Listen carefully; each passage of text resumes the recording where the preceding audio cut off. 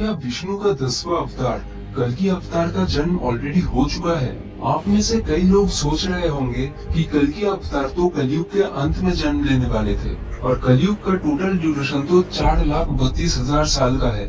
लेकिन रियलिटी में क्या आपको पता है कि त्रेता युग और द्वापर युग का ड्यूरेशन भी 12,96,000 और 8,64,000 साल लिखा हुआ था। लेकिन कई सारे सबूत से हमें ये पता चला है कि द्वापर युग आज से करीब 5,000 साल और त्रेता युग आज से करीब 7,000 साल पहले बीत चुका है। मतलब युग बस कुछ हजार सालों में ही खत्म हो रहे हैं। तो क्या कलयुग का अंत भी नजदीक है? चलिए आपको एक और शॉकिंग चीज बताते हैं। सदगुरु के हिसाब से कलयुग ऑलरेडी खत्म हो चुका है और अभी हम द्वापर युग में जी रहे हैं और ईयर 2082 में द्वापर युग भी खत्म हो जाएगा और हम त्रेता युग में पहुंच जाएंगे। इस वीडियो में हम उन सारे सोर्सेस जो मुझे रिसर्च के दौरान मिले हैं उनसे ये पता करने की कोशिश करेंगे कि आखिर इन सारी बातों में से सच क्या है और एग्जैक्टली कब कल्कि अवतार का जन्म होगा और कलयुग का अंत होगा। सबसे पहले सदगुरु से शुरू करते हैं। उनके हिसाब से कलयुग कुछ हजार साल पहले खत्म हो चुका है और अभी हम द्वापर युग में जी रहे हैं। So right now we are moving to Treta Yuga, which is the second best time. जब मैंने इस पर थोड़ा रिसर्च किया तब मैं भी शॉक्ड था क्योंकि मुझे ऐसे दो चीजें मिले जो सदगुरु के इस थ्योरी को सही प्रूव करते हैं। उनमें से पहला और सबसे इम्पोर्टेंट है वेद। अगर वेदों में देखें तो युग का टोटल ड्यूरेशन करीब 12,000 साल बताया गया है, जिसमें से कलयुग बस 1200 साल का है और इस हिसाब से कलयुग ऑलरेडी खत्म हो चुका है।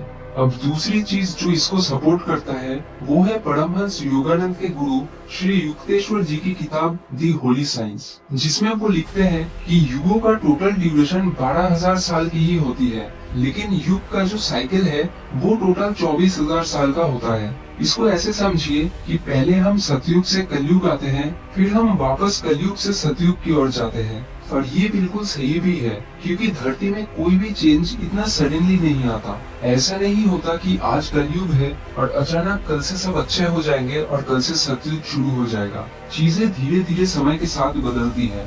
इसको अगर साइंटिफिक पॉइंट ऑफ व्यू से देखें तो हमारे अर्थ का जो एक्सिस है वो हर 24,000 साल बाद एक कंप्लीट सर्कल बनाता है, जिसके कारण लगभग हर 24,000 साल बाद हर मौसम अपने आप को एग्जैक्टली रिपीट करते हैं सेम तरीके से। और एंशिएंट ग्रीस की किताबों में भी 24,000 साल का एक परफेक्ट ईयर माना गया है।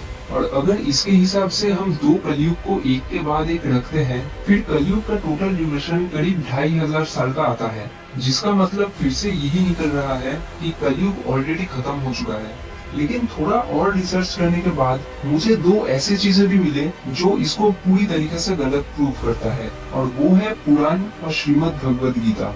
क्योंकि पुराणों में एक कॉन्सेप्ट है दिव्य वर्ष का, मतलब वेदों में जो युगों का ड्यूरेशन 12,000 साल बताया गया है वो दरअसल 12,000 दिव्य वर्ष है, जिसको ह्यूमन ईयर्स में कन्वर्ट करने के लिए हमें उससे 360 मल्टीप्लाई करना होगा। अब अगर हम कलयुग जो कि 1200 साल का बताया गया है उससे अगर 360 को मल्टीप्लाई करते हैं तो ये टोटल 4,32,000 साल का आता है। और अगर हम ये मान ले कि दो कलयुग एक के बाद एक आती है, फिर कलयुग का ड्यूरेशन ही 8,64,000 साल हो जाएगा।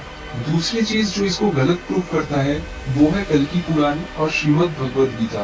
क्योंकि कल्कि पुराण में हमें कल्कि अवतार के बारे में बहुत डिटेल इंफॉर्मेशन बताया गया है और भगवद गीता में भी कृष्ण कहते हैं कि हर युग के अंत में वो अवतार धारण करते हैं और पाप का अंत करके धर्म की स्थापना करते हैं। और क्योंकि कल्कि अवतार अभी भी नहीं आए हैं, इसका मतलब हम मान सकते हैं कि कलयुग का अंत अभी भी नहीं हुआ है।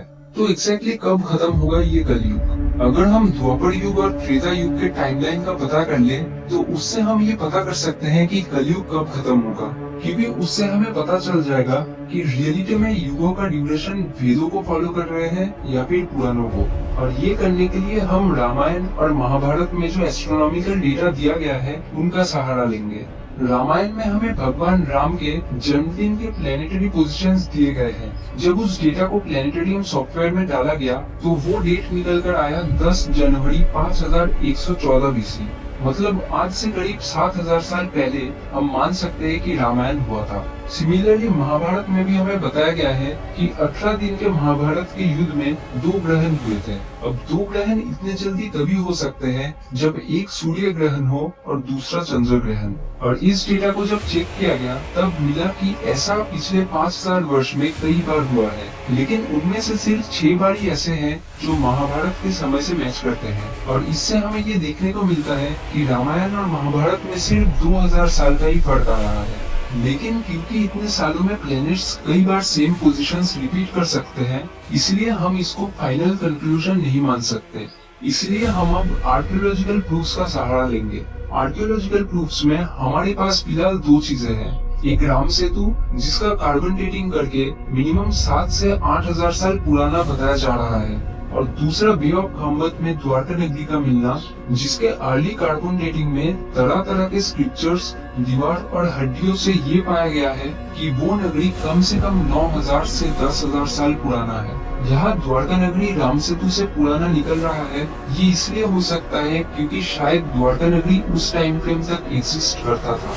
मतलब इससे हमें साफ पता चलता है कि रामायण और महाभारत के बीच बहुत ज्यादा सालों का अंतर नहीं है। और इन सब से हमें साफ पता चल रहा है कि युग लाखों साल वाले टाइम फ्रेम को भी फॉलो नहीं कर रहे हैं। तो कलयुग कब खत्म होगा वो पता करने के लिए जो लास्ट सोर्स हमारे पास बचा है वो है भविष्यवाणी।